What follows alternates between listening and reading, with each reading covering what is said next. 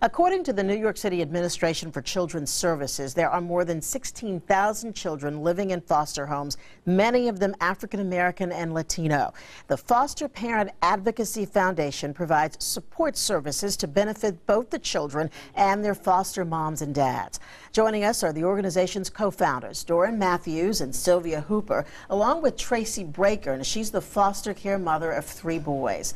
Thank you all for being here with us. You guys are doing serious work. I'll start with you, Doran.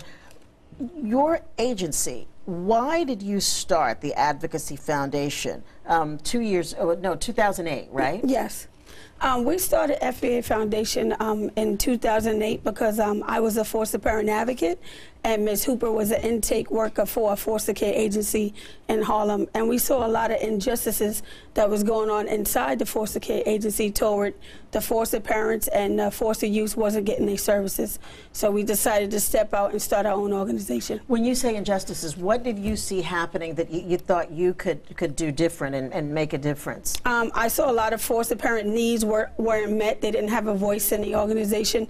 Like if they would voice their concern, the agency wouldn't address it. A lot of the kids wasn't getting the services that they needed to thrive.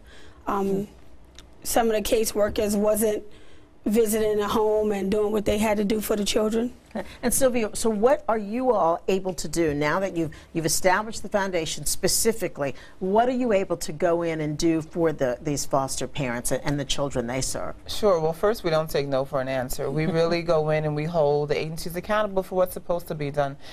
There's simple tasks, things that are supposed to be done on a daily basis, such as making sure that kids aging out of foster care have the correct and appropriate services so that they can be independent adults. Make sure the foster parents have all the support systems and resources for the children that are in their home. So we go with them to agency meetings, we go with them to court hearings, and we advocate and we make sure that whatever concerns they have are voiced and that they're heard and that they're taken into consideration. Now, Tracy, you're a foster mother. Yes.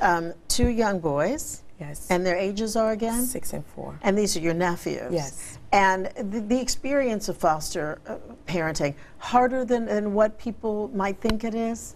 Yes. More definitely. emotional? Yes. So tell me about that.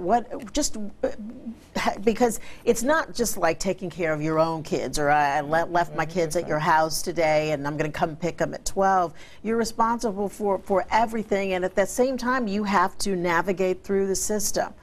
Right. How difficult is that?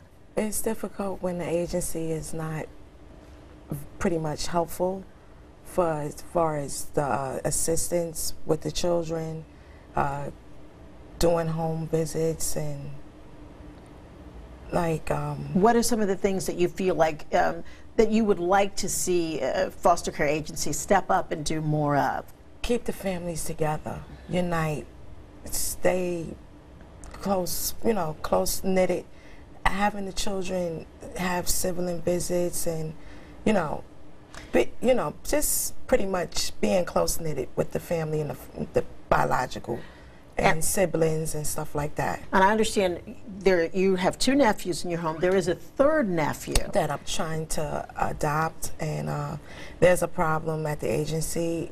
They will not allow me to unite him in my home with his siblings, and they miss him, and they're devastated. He's been gone a year, and we don't get any phone calls from him that he's resigning with a new foster parent, and she don't allow him to call, and the visits at the agency is being sabotaged, and they're not coming out for us to meet, and it's a hardship on me, because I go there and they're never there, And it's hard on the children, and it's too. Definitely hard on. And a lot of times, I guess, they're so young enough they don't really understand. Yeah, but they be disappointed, Now, as you guys listen to Tracy, are these the kinds of things that you try to take on and help so that she doesn't have to go through it alone, and in some cases maybe you're able to mediate?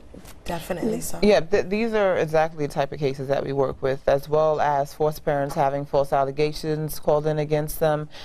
We definitely work with kinship foster parents such as Ms. Breaker. We work with non-kinship foster parents that are just trying to really get the agency to do what rightfully should be done.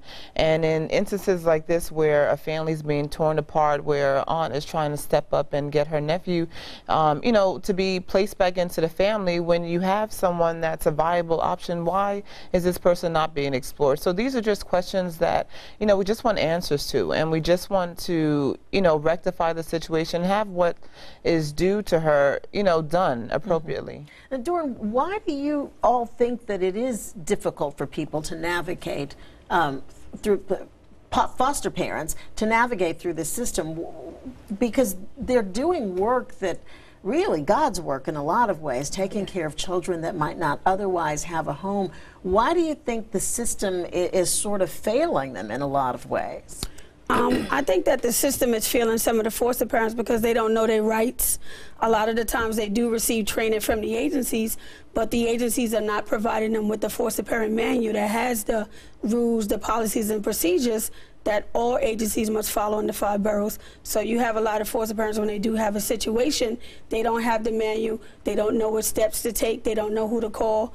Some of the agencies don't have a foster parent advocate inside the agency that's supposed to help them. And then if they do have an advocate, the advocates are for the agency. So it's really not working at the end of the day. And some of it is just the sheer number of children and people. Is that some of what's happening? So, do you think? Some of it is the sheer number of foster parents to get to, children to deal with, that sometimes there's just not the number of people you need to actually do the job properly. I think that's part of it, but I think also that some people that work within the system are really not doing it for the right reasons. And so with that said, they're not really going above and beyond as they should. They're not really making sure that before you close this case out, before you leave for the end of the day, that this child is really safe, that you're making the home visits as you should be doing, that you're really checking in and making sure this child has enough food and clothing, or really sitting down and figuring out what's really appropriate for this child. You know, both law guardians, caseworkers, ACS getting involved and really deciding what's really in the best interest, and not just listening to, you know, what their own assumptions are, but really having a dialogue with the family and really trying to work with the family and have a holistic approach to Tracy, it. I'm going to give you the last word because I see you over there jumping. They're telling me I got to get out, but I want you to. What it is that the agencies, the workers, they're more personal, you know, instead of being professional with the children and the foster parents. And they use their authority all in the wrong reasons, you know, in the wrong way, you know, and because they have the authority, if they say, I don't like this, or you have too much of that, they want to rearrange, you know, and it's just not fair. You know, they're there to protect the children, make sure the foster parents have what they need and not take, you know, from anyone, you know. Okay.